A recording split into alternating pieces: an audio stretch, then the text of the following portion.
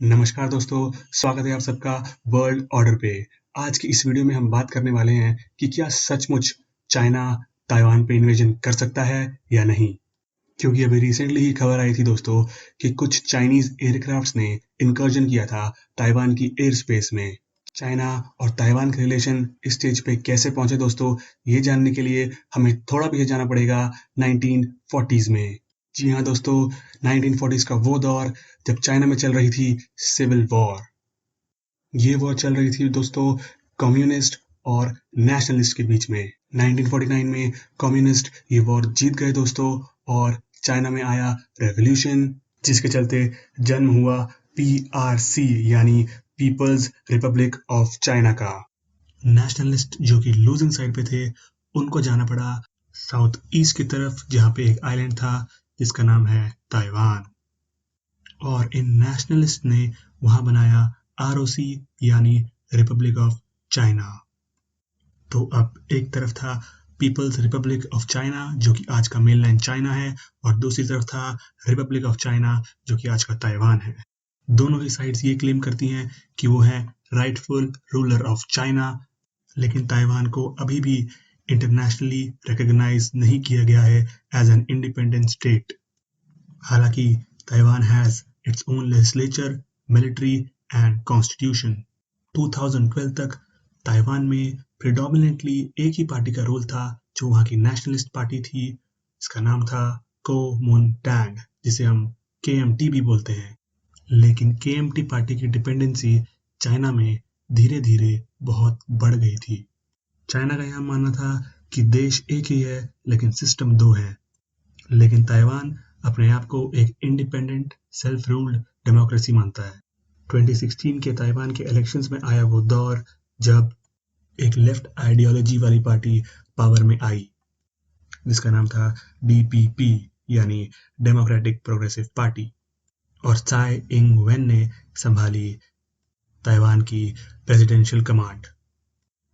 लोगों का चाय इंग वेन पे भरोसा बहुत ज़्यादा था, क्योंकि उन्हें भरोसा था कि चाय वन चाइना पॉलिसी पे एक एग्रेसिव स्टैंड रखेंगी। तो अब सवाल ये आता है दोस्तों कि क्या चाइना मिलिटरी कैपेबल है ताइवान पे इन्वेजन करने के लिए। अगर हम दोनों ही देशों की मिलिट्री पावर्स को कंपेयर करें तो ये कहना ज़्यादा मुश्किल नहीं होगा कि China has an upper hand. अगर मैन पावर वाइज देखें दोस्तों तो चाइना की मिलिट्री नंबर 1 पे है। इसी के साथ साथ चाइना एक न्यूक्लियर पावर कंट्री भी है। इससे ये बात तो साफ होती है दोस्तों कि चाइना सक्षम है इन्वेजन के लिए। लेकिन कई जियोपॉलिटिकल एक्सपर्ट्स का मानना है इट इज़ हाईली अनलाइकली कि चाइना आज की ग्लोबल स्टेज पे ऐसा कुछ करेगा, क्योंकि China has a reputation to uphold.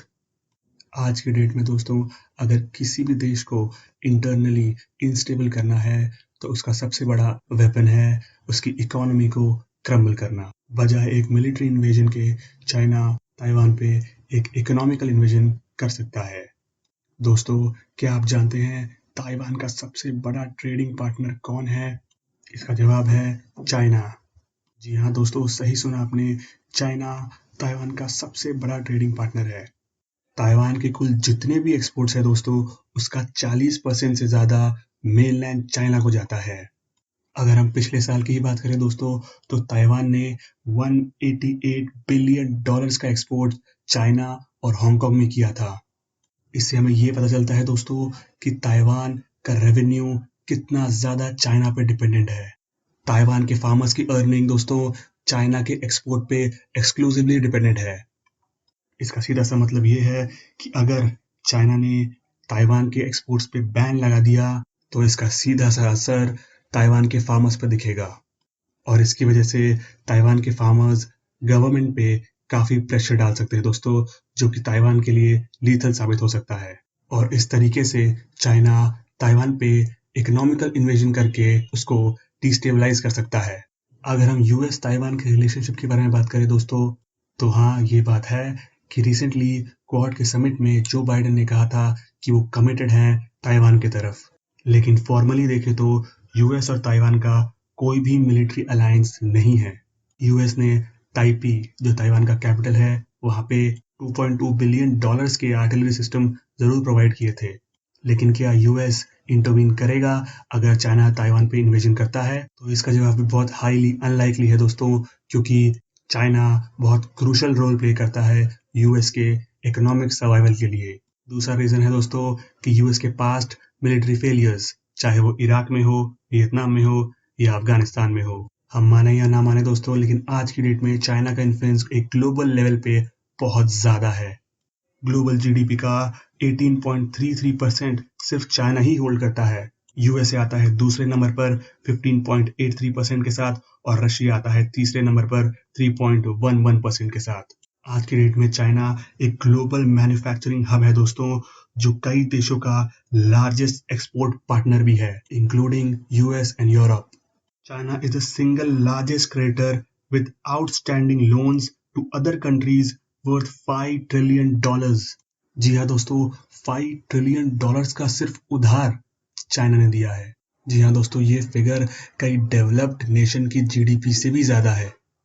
China को यूएन मेंबरशिप में दोस्तों 50 साल हो गए हैं और अब तक ताइवान यूएन का मेंबर नहीं है। ये अपने आप में ही एक पावर स्टेटमेंट है चाइना की तरफ से दोस्तों क्या आप जानते हैं कि यूक्रेन के 180 कंट्रीज से डिप्लोमेटिक टाइज थे, बट स्टिल रशिया ने यूक्रेन को इन्वेड किया।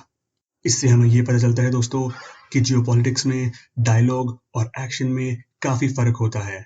लेकिन रशिया और चाइना में बहुत बड़ा फर्क है दोस्तों, क्योंकि रशिया को आप इकोनॉमिक सैंक्शंस और आइसोलेशन से क्रम्बल कर सकते हैं, लेकिन वहीं चाइना को आज की डेट में आइसोलेट करना बहुत मुश्किल है, क्योंकि बहुत सारे नेशंस चाइना पे इकोनॉमिकली डिपेंडेंट हैं।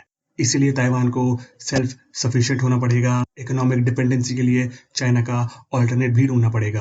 अगर एक बार ताइवान इकोनॉमिकली चाइना का ऑल्टरनेट ढूंढ लेता है तो चाइना के लिए कोई मिलिट्री इन्वेजन करना भी बहुत मुश्किल हो जाएगा।